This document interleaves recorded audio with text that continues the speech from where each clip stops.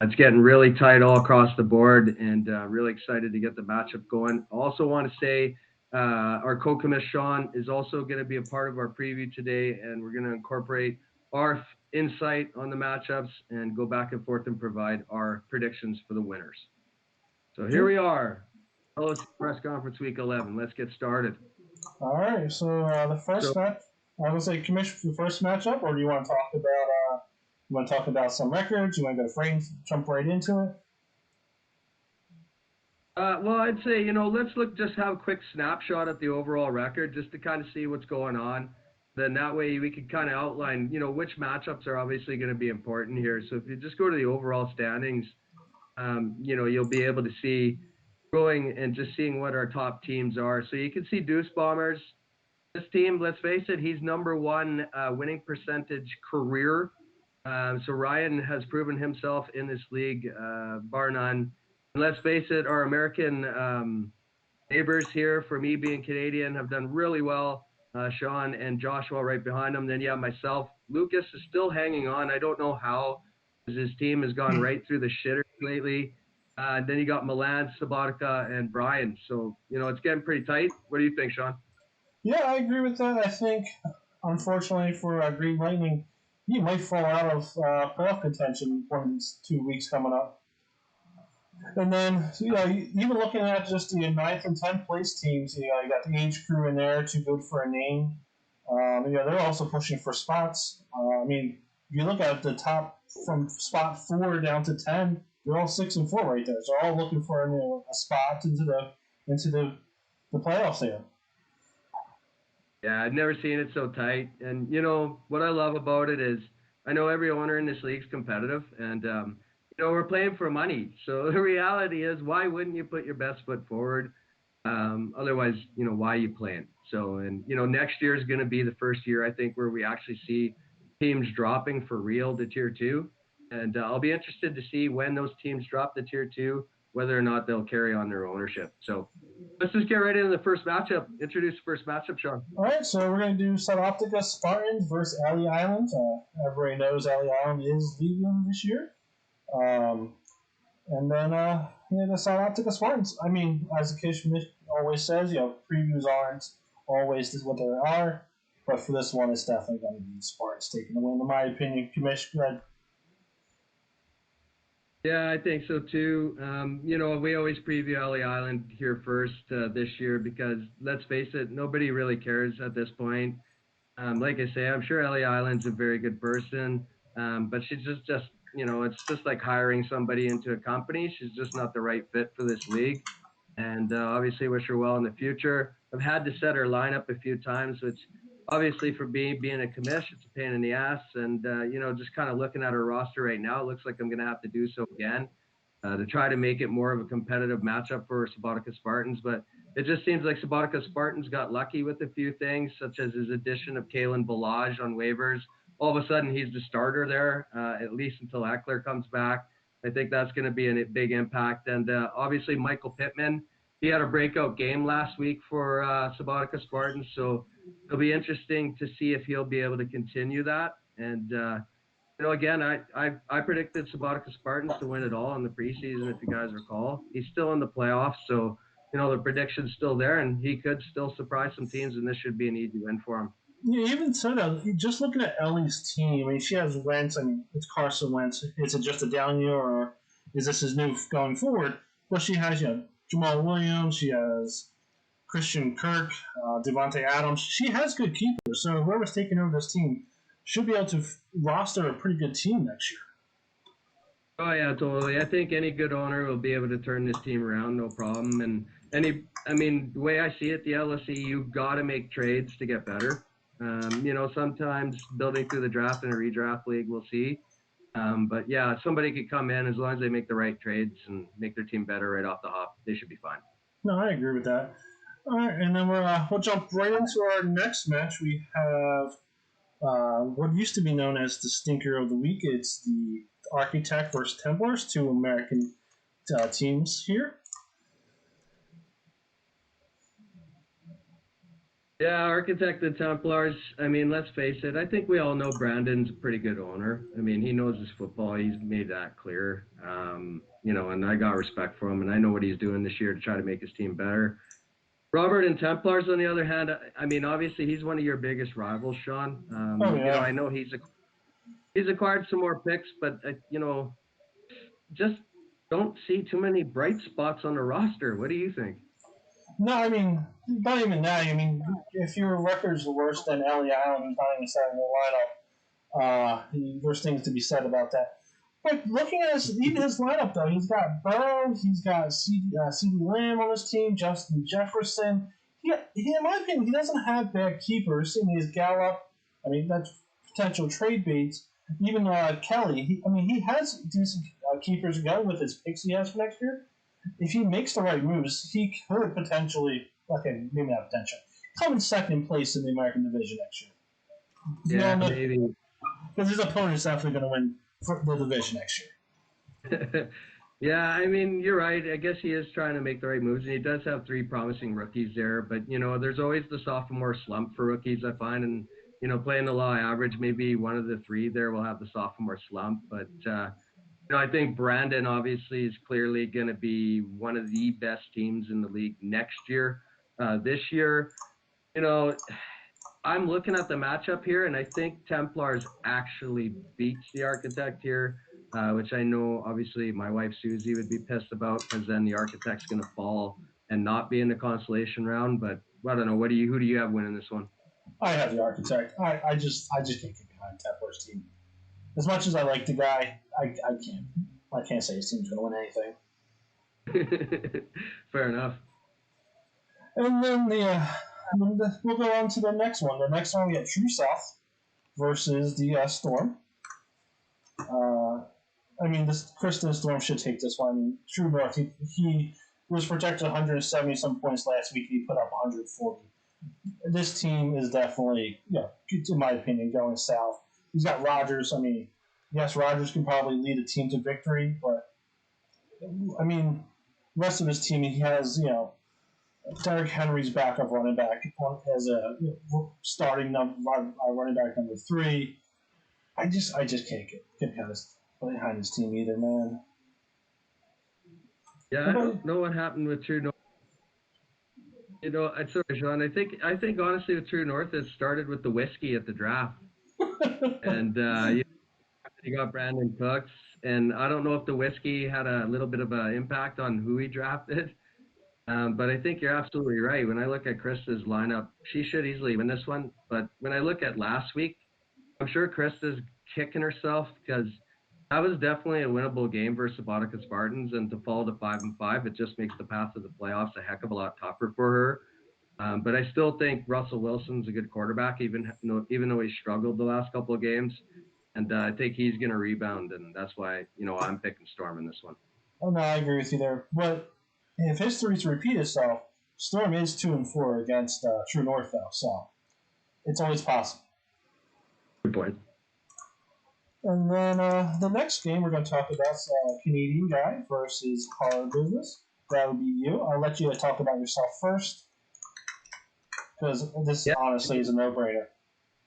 Yeah, I mean, for me, I'll be honest. One thing I noticed this week, guys, is I'm projected to get the most points in the league, and I'm gonna be honest. I'm kind of humbled by it because I know so many good owners in this league. But I honestly think the game changer for me was that trade I made with Canadian guy, and that's the story here. He gave me four players, where Naeem Hines last week he put up 28 for me, and forget who else it was that put up over 20 for me that I acquired from him. And then Marvin Jones has just consistently put up points since I acquired him too. I know that'll probably get reduced with Galladay coming back, but to only really theoretically pay a round two and an Odell for those four players was a game changer. And I think Canadian guy. I just don't like his future either. I look at we just talked about Templars and how he acquired more picks. Canadian guy acquired some picks back, but not enough.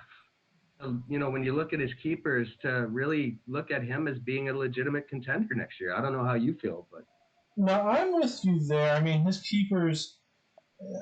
Hopefully Beckham comes back and actually can play for him. But besides that, he has Mahomes. He only has is he going to keep Ray McLeod? I mean, don't know who he's going to keep here besides Mahomes, T.Y. Hilton.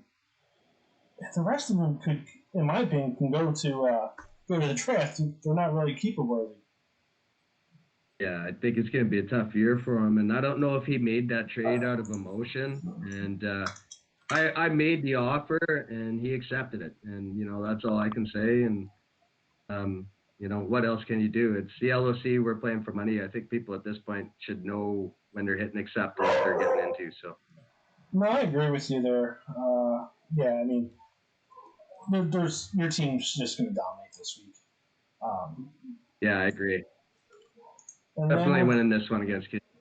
Yeah, and then I feel like the very next matchup we're going to talk about, which is Deuce Bombers versus BC Lion. That's also a pretty simple win. I mean, BC Lions he keeps winning, but his team's not that great. I mean, he's playing horrible teams, and the problem for him is he keeps winning. What's his picks going to look like next year? Yeah, well, I think the funny story here for Stan and all this too is we do strength of scheduling, right? So the Mm-hmm. higher the record he may not play the bottom teams next year, which could also play a factor too. But I do like kind of some of the moves that Stan has made. I mean, he does have Metcalf and Ruggs, who obviously is still young in his development. Hawkinson looks like he's been a good tight end, and he's got all those picks. I think he's going to do really well. And when I look at the other side and Deuce Bombers, I often wonder how the heck he's 8-2. I mean, maybe he's played a lot of really bad teams. I know he's got Dalvin Cook, and let's face it, he looks like a heck of a player. And I do agree Deuce is going to win. But do you look at Deuce's roster and wonder the same thing? How is he the number one seed in the LC? Yeah, I mean, it goes down to the strength of schedule. Honestly, if my memory is right, did he make the playoffs last year, or did he uh, lose early? No, I'm pretty sure he didn't make the playoffs. And that's why. I mean, you have that strength of schedule where I made the playoffs last year. So, granted, I have the lowest amount of points against, but I actually made the playoffs last year. So I was actually playing teams who made the playoffs last year, where he's playing those international teams who are, let's call them a joke in this year. They're not scoring that many points. They're really not putting up many points against each other. And those are the teams he's playing. Yeah, no, very true. It's a good point too. Very good point. And I'm gonna be interested. Like, obviously, there's a scenario there where if you can beat Green Lightning, it's you versus Duke next week, and you win that one. It's looking like you have a good chance to play him in the American. Of course, not discounting what Joshua may be able to do. So, I can't wait for that matchup next week. You and Deuce. Yeah, that's going to be, for my opinion, for the American division. Because the next we're going to talk about is Life's of Mitch and Sohino, and I actually think Joshua's going to lose this game. And it's not even be close. I think Joshua's going to go to 7-4. Uh, I'm going to go to 8-3. Deuce Bombers is going to go to 9-2, and if I beat Deuce Bombers next week, I win all the tiebreakers there. So I should have the American division in the bag there. You're right. You totally control your destiny. All you got to do is win out, and you win the American division. And I agree with you. I think watch out for sneaky Sueño. I mean, like I said, he's staying alive. And, I'm still waiting for Lamar Jackson to have the breakout game, and I think he will eventually. I don't know. I just have this feeling he may pay off at some point in the season for Sueño. And, the other side of the coin is I also see potential for Tony Pollard to take over in Dallas because I could see Zeke going down with the mysterious hamstring injury or something like that, and they just pull him for the rest of the season. And that's just something to consider, too, as we get late in the year. Bad teams, if their stars have lingering injuries, they'll just pull them out for the rest of the year, right? So that's something that you have to watch out for. And that's why late in the year, it's always good to have teams that are contending for the playoffs because the stars are always going to play. But I think you're right. I agree. I'm going Eric and Suhino in this one as well. Even I think Swahini's running backs and wide receivers are just better. In general, I think even I don't think Lamar Jackson's going to go off against Tennessee, but his running backs and wide receivers will lead them to victory. Sorry, Josh. The cool thing about this game too, I'm sure that both these guys will be watching. Look at the quarterbacks. It's Tannehill, Lamar. They're Uh both huh. gonna be a big impact on obviously how this one ends. So No, I agree. I agree. And the next matchup we have it is Beelzebub. Let me just find him real quick. Versus the six. Yeah, this is another 6-14 playing another 5-5 team. I mean, Billsy Bob's ranked 15th, but he's 5-5. I mean, this is how close you can say the LOC is this year. yeah, totally. And thing is, these guys are real life buddies. I actually got to meet Milan in Toronto, and I know he brought Danny in, and I know they're friends. So I'm sure this is like a rivalry game for them. And I'm pretty sure Milan's dominated Danny since he's come in, but I'm not sure on the career record. Maybe you can check that one out, Sean. But when I look at this one, Milan, he had all those picks. If you recall at the beginning of the year, it was him and I believe BC Lions who will have all these picks again next year. And you could see that even though you have all these picks at the beginning, and this is for people looking at the future, looking at BC Lions and Architect next year, the six is sitting at 6-4. Why? What happened? Injuries. Saquon Barkley went out for him right at the beginning, had a significant impact on the performance of his team. He traded for Elliott. He's been a bust since he acquired him. Billsy Bubs has never been afraid to make a deal either, and I think he's trying to do the right thing and get young superstars on his team, but he's just never had any success. And I don't think he's going to have success here. I'm still going to go with Milan here. I'm actually going to go Billsy Bob. I just like Kamara against Atlanta scored 35 points on you, and they'll still lose to you in the fourth quarter. And they're just going to give the ball to Kamara, especially with Breeze out. I mean, he's going to score 35 points this week, easily. You think I don't know. I'm almost thinking like maybe that might open up the field a bit for New Orleans because I think Winston can throw the deep ball, whereas Breeze can't really anymore. It's true. That is a valid point there. I just still like. I like Billsy Bob. I just like Billsy Bob. I root for him just so he can come 6-5 and make other teams 6-5. And he's at 15th place right now with 2 weeks out. Can he sneak into the playoffs? I'm rooting for him too to make it for the first time in his history. Looking at his career record, he needs some sort of positive sign for sure. Yeah, and the six is 3-1 against him lifetime. Oh, there it is. So we're gonna go to another game where it has Too Good for a Name versus your wife, the Fighting Geese. Honestly, I don't see the Fighting Geese winning another game this year unless you give her a very easy flex week 13. Her team is. I'm sorry. She's not gonna get that 60th win. She's looking for a 60th win. She's not gonna get it to week 1 next year. I'm sorry. It's kind of funny. You're right. She's had 3 chances to get it. She's lost 3 in a row. Uh-huh. It's crazy. And you know what? I'm like, what happened? And we've talked about it. And, if you look at what's happened, she just had 3 running backs recently go to IR. I mean, not very good running backs, but there's still guys that can put up 7 points every week, and that's Freeman, Jackson, and Thompson. Mm-hmm. That's had a big impact. But the reason is I don't think her team was that great in the first place. But I think she still competed after trading away Zeke, and she's turning things over to the lobster thief now, Jameis Winston at quarterback, and she's just hoping for the best. But I think you're right. I hate to say it, always Shitty's going to win this one, and it's shaping up maybe always Shitty versus Sabatica Spartans in the International Flex 13 for the division, or again Suhino's getting mixed in there, but I think Shitty's definitely going to win this one this week for sure. No, I'm 100% with you on that one. There's no way I can see Sue's pulling this one out. Unfortunately, I mean, I guess you should always root for your wife on that, but unfortunately, she ain't pulling this one out.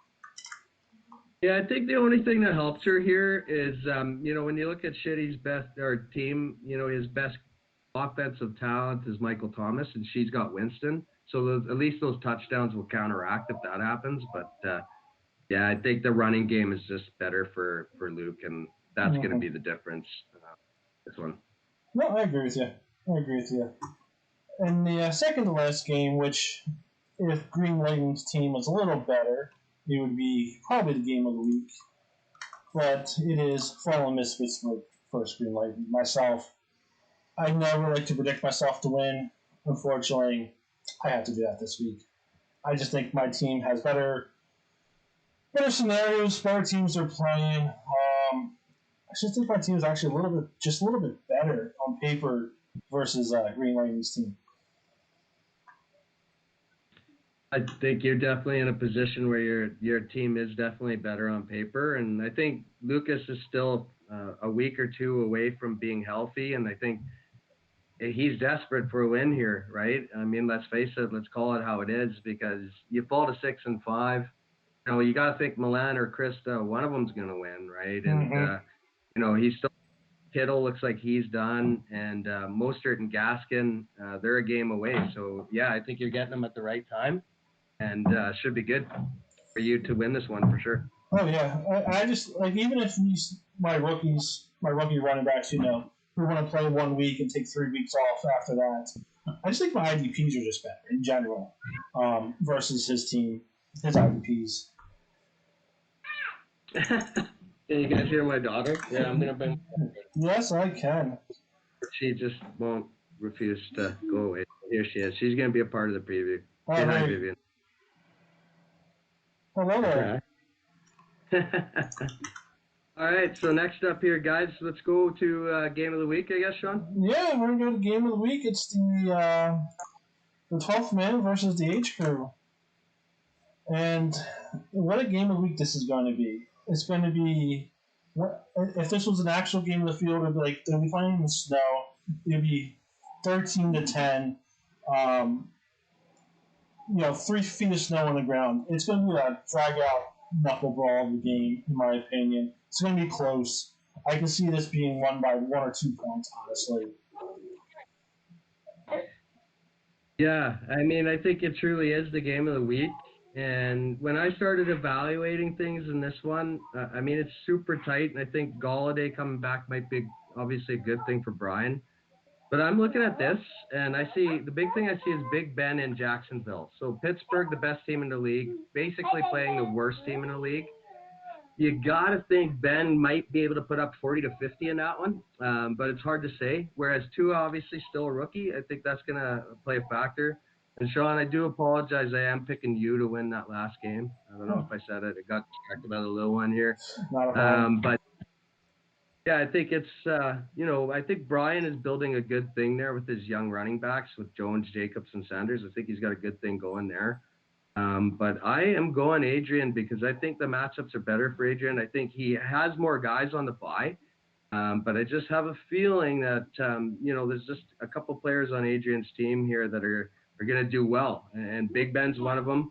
In relation to that, it might be Chase Claypool getting touchdowns from Big Ben. And I also think Terry McLaurin will have a big game against a weak Cincinnati team. And I think the matchups are just better for Adrian to win this one and really put Brian in serious trouble in terms of making the playoffs. No, I'm right there with you. The one actually matchup that stands out to me is Hunt versus Philadelphia.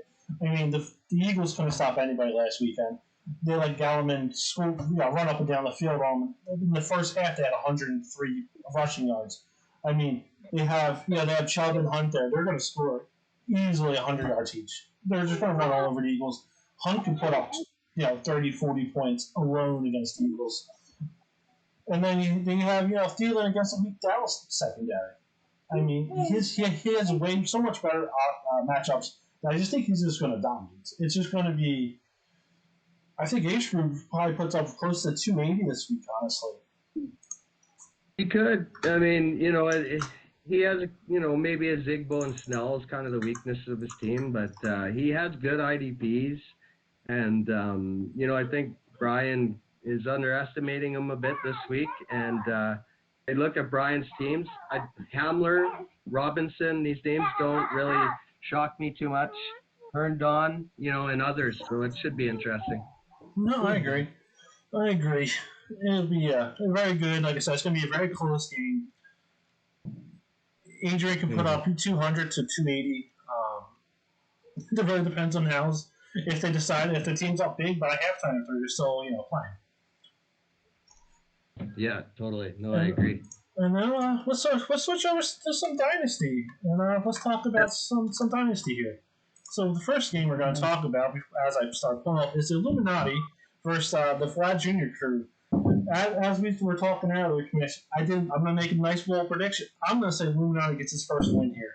I just feel like his team's on the verge to get that first win. Um, yeah, he has Alex Smith playing against Cincinnati. I mean, Alex Smith didn't throw a touchdown last week, but he put up almost like 400 passing yards. He has Elliott. He has Fournette. Uh, it's possible that he puts up a decent amount. Like he has Justin Jefferson playing Dallas, and I'm pretty sure he has C.D. Lamb somewhere on his team. I mean, he can potentially put up a lot of points this week. Honestly, Yeah, I just don't see the same thing you do. Like maybe he could, but I just think Alex Smith is again another pedestrian quarterback. But it's hard to say what happens there. I just find that yeah, Chris's running room is looking pretty weak right now. It's kind of seems like the wheels have fallen off a bit for Chris here near the end of the year. It is going to be closer than it looks, but I still think that Russell Wilson is going to pull through for Chris, and eventually, I think Robert's going to stare an 0-13 season in the face, and I think it's meant to be. I think Robert is going to finish 1-25 in both formats, and maybe go down as the worst owner and or having the worst season in LOC history in both formats. no, I can see that happening. I just have that feeling that this week that Robert gets that W. I appreciate that you're trying to I will get, your brother to get a W. yeah, I get my American friend there a W here. I love it. Our next game up is Curly versus the Prime here. Um, I'll let you take it away. What do you think? What do you think about this game? Yeah, I think Justin, he dominated that Ming division last year, and now he's kind of a joke, and he's lost four in a row. And obviously, the regression of Lamar Jackson played a big factor. I think a bad draft obviously played a big factor for him. He didn't really add any promising talent from what I can see on the roster from the draft. And, you at least think there's 8 rounds, you're going to walk away with at least one rookie that's going to pan out. I haven't seen much on his roster that has. And I think for Spend, I know he's on the outside looking in at 5-5, but if he can get to 7-5, he might have a chance at a flex game. And Kyler Murray versus Russell Wilson, the Thursday nighter, I think is going to be an exciting game, and I hope it's an offensive game. And if it is, it's going to will Curly to victory, and I think it will be an exciting game. And I think Curly's going to beat Prime here, and Prime's really needs to hit the reset button and figure out what happened. Yeah, I agree with you 100% there. I have nothing to add additionally there. So then the next matchup is likely losers versus the Philadelphia Miracle Men, who are hoping for a miracle that they lose the rest of their games. Um, and I think likely losers are going to run away with this game. Even though we've been projected to get under 200 points over the last 3 weeks, and we lost to Bills Mafia by 3 points, lost to you by less than 10. So I mean, it's possible that we put up another 240 to 250, but I just think we're going to lose this week, honestly. Yeah, but you guys have made the right moves by adding guys like Selvin Ahmed. Uh, he's helped out in the running game. Justin Herbert was a great ad at quarterback. You guys, great quarterback for the future. I am hoping you guys beat Stewart, obviously, because I'm fighting for that division. But one thing Stuart pointed out the other on Discord there, hey, I'm doing a hell of a lot better than that 3-win prediction you said for me at the beginning of the year. And he totally is. And let's face it, Delvin Cook's a big part of that. And when I made that 3-win prediction for him, I said it was because the rookies were going to take time. And I think Judy and Mims are finally taking that time and they're getting better. And obviously the Cook putting up unbelievable numbers has helped likely losers continue to win games. And it's really going to come down to the wire. And it might be me versus him again for the division. He might get his third chance at me and win the division, which would piss me off because I've already beat him twice. But he can have that chance if we end up tied there by the end of week 12. So it'll be interesting to watch. But I'm going Stewart here for sure. No, for sure.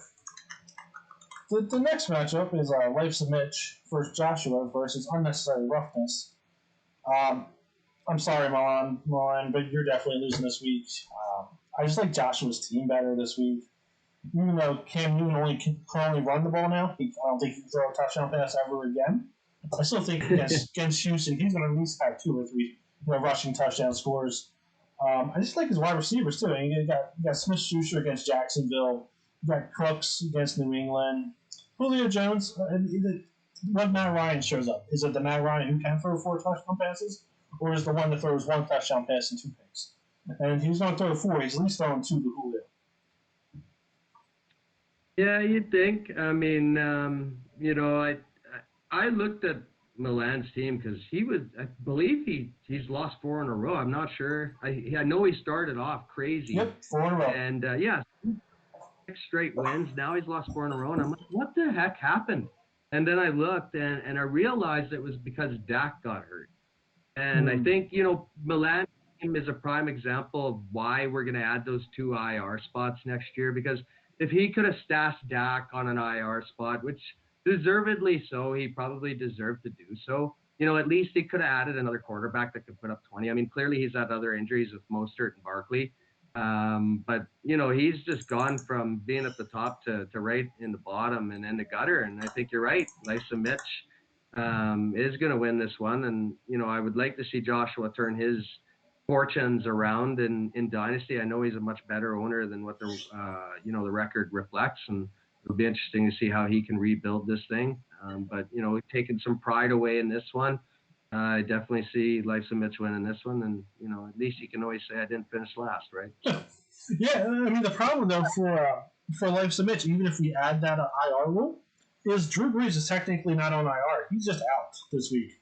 So I mean, even if if they could pick up another quarterback, that's the one thing we need to look at for next season. Can they put somebody who's out on IR and they can pick another quarterback for that week, or is it they have to be on IR? Another thing is you can't have more than 2 healthy quarterbacks for that week.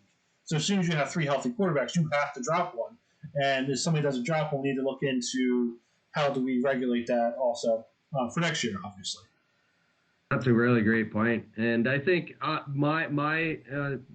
would say they have to be on IR. Just because they're out, that doesn't mean nothing. Like they could be activated at any point. So they would just have to treat that as a day-to-day injury, and just have to go without 2 quarterbacks. But if they're on IR, like in Dak's case, then it kind of threw Milan's season out of whack. But his team maybe wasn't good enough anyway. Maybe he is a pretender, and he's starting to look like it a little bit. I agree. With Dak, I think he's definitely a top, 5 to 16, if not even better. But without Dak, he's definitely looking like a pretender. 100%. And the next game is the wonderful Flaming Dragons, who I have a lifetime record of 4-0 against, versus you and Agent Steel. And again, just like in the LOC, I think you're going to win this one easily. Lucas's team, just like in the LOC, it's not looking that good this year. Yeah, no, Lucas, it's funny because I don't know if you guys remember after the draft, he was proclaiming that he was going to win both leagues. I mean, obviously, better now, because obviously the prophecy isn't coming true. Me and Lucas just made a trade not long ago. He gave me Chubb. So I'm happy to say I have Chubb in all formats. You guys know I love my Browns. Obviously, Lucas is trying to rebuild, and I think it's good that he's doing that. I don't know if you guys remember, I picked on him last year for having a bunch of old dogs, or maybe it was during the preseason. He had a bunch of old dogs on his team, and he does. Jeffrey, Fitzgerald, all these guys are in the twilight of their careers. He has to rebuild. He has no choice. And I think you're right. I keep pace with Stewart here, and like I say, Week 12 should be interesting because I know Stewart and I both play more challenging opponents, and if I can win that one, and Stewart, all Stewart has to do is lose one, and I win out. I'm in control of my own destiny in the division, and I'll get division money because I beat Stewart twice. Same thing in scenario in LOC. I beat everyone in the red and white if I beat Norm this week. So if I just Yeah. win out, I definitely have a flex game for the division money in both formats anyway. Well, for sure. Yeah, I think going to your point, I know Lucas needs to start getting rid of those older running backs. He has Peterson. I mean, he has Boston Scott, but he plays what 3 games and then he's back to being behind Miles Sanders. He did have that 52-yard rushing last week though. Yeah, true. But even look at his quarterback, Big Ben. Like, how much Yeah, longer does he have? yeah, Big Ben and just Drew Lock. I mean, he needs new quarterback still. Edelman, he's old as dirt. Like he's got to Mm-hmm. rebuild. I think he did the right here in selling. I think he did the right thing. No, I agree. And next up, we have Orange Crush versus Suboptica Spartans. And I'll let you. Yeah, What? yeah, you go ahead. Go ahead. I will say anybody who has Mahomes on their team and it always has a leg up for me. I mean, Mahomes can drop 6 touchdown passes a game. Anything's possible. But he has Pascal and Pittman. They both play for Indy, but Green Bay is going to put up a decent amount of points even against Indiana's defense. So it might turn into a shootout for them. I mean, he has Hines. I mean, I hope Taylor scores some points just for LOC purposes. But Hines, I mean, but last week he put up 20 some points. I mean, anything's possible for a team for Orange Crush here. Where Spartans, he has Kirk Cousins. I mean, Kirk Cousins can score -5 points, but he's playing Dallas, so let's be honest, he's probably going to score at least 25. But I mean, the rest of his team, he's got Kamara, okay, great. Hilton, okay, decent, but Hilton's not doing much. I mean, anybody's playing the Eagles is fine with me. But he has Parker. I mean, his team is all right. Versus Orange Crush, who has 2 starting quarterbacks. He has Mahomes. He has Rodgers. I just can't see Spartans win this one, unfortunately. Yeah, Spartan's season ended 2 weeks ago when he lost that game because I think he had 5 straight losses to start the year, and then he won 3 straight. And if he would have won the one 2 weeks ago and then won last week, he'd be 5-5 and right in the middle of things.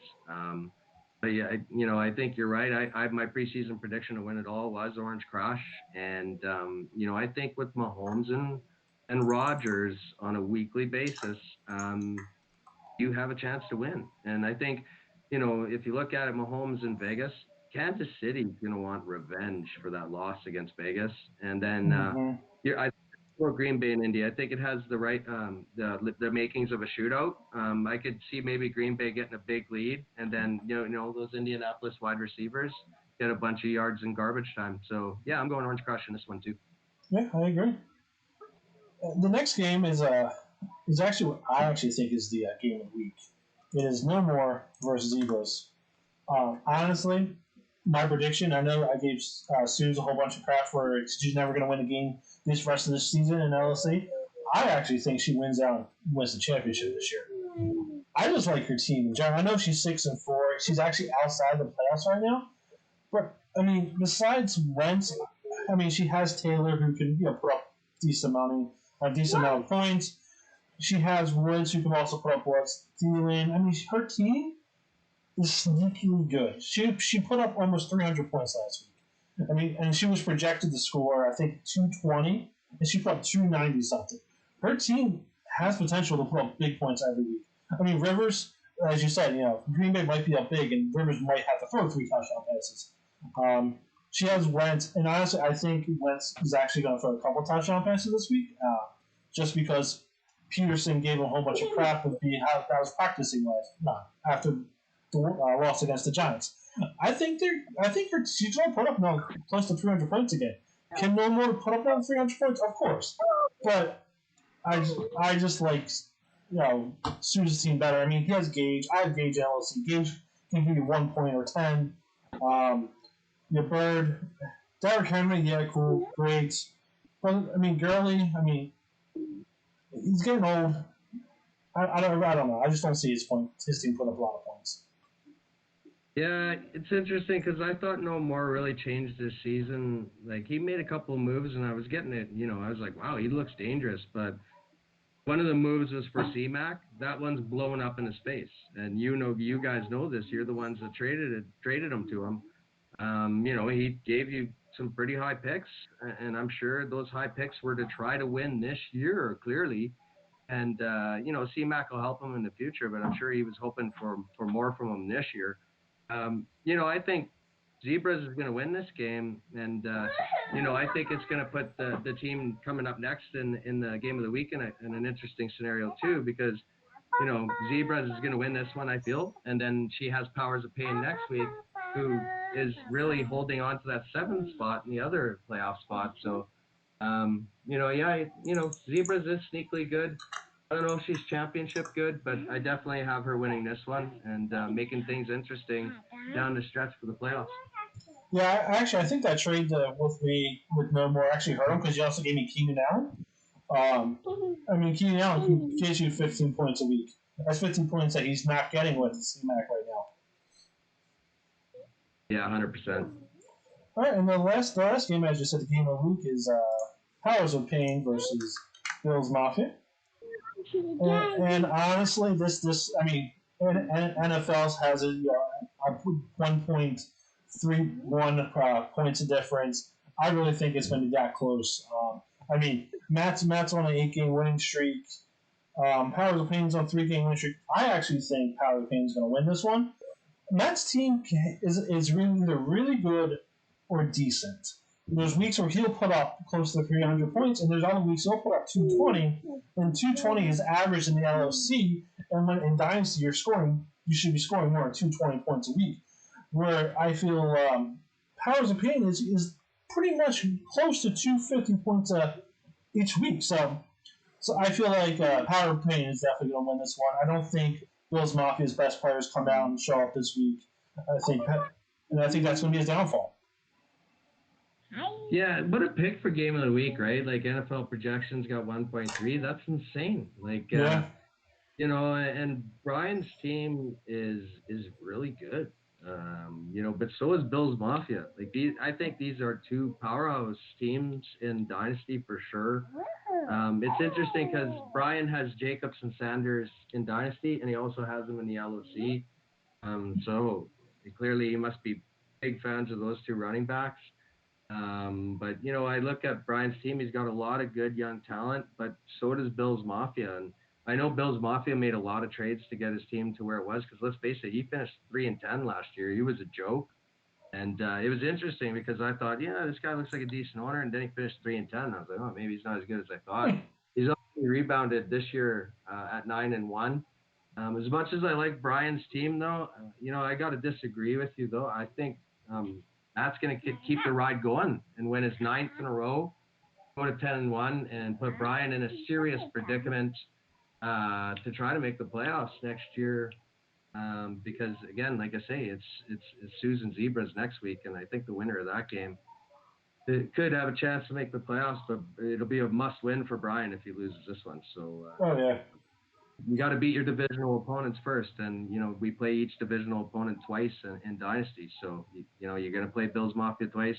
You got to try to find a way to beat them. Yeah, 100% there. All right. Well, do you want to talk about anything else, Chris, or do you want to wrap it up and we'll see everybody next week?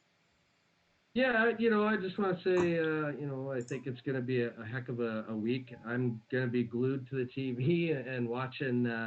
Red Zone when the Browns aren't playing, obviously. And I know a bunch of you guys will be as well. And I hope everyone enjoys the press conference. I'm sorry for the little distraction of my daughter here today, but she just wanted to say hi. And, maybe one day become a part of the LOC when she's old enough to understand what football is. That sounds great. Right on. Well, I hope everyone has a good week, and looking forward to seeing what happens and what the storylines are going to be for Week 12. And Sean, I just want to thank you for being part of the co-commish here. I think we make a great team, and I love what you've done here for the league, and I hope everybody else does as well. Oh, not a problem. As I always say, I'm proud to be here. I'm proud to be part of the LOC. It's definitely fun every week. It gets me through my workday. I mean, while I'm sitting there waiting for a client to send the ticket in, I'm like, what can I do? And then, yeah, looking at making fun of, Joshua, the architect, Robert, you. I mean, it's all fun. It's all fun and games, and it's a great time. I feel it's a good. I mean, I know there's women here, but I'm gonna call it a brotherhood anyway. Um, it's a great family we got. I agree, and even just we gotta also I appreciate you, Josh, just for what you've done with Discord here because let's face it, we're doing this now, and I think it's super cool, and it wouldn't have been possible if we didn't get Discord rocking. So love the league, guys, and you guys are my brothers, and Sean, I'm still gonna try to find a way to Philly, man. I might try to find a way to get over there. We'll see, man. Yeah, let me know. All All right, right, brother. thanks everybody. Good luck, guys. Bye.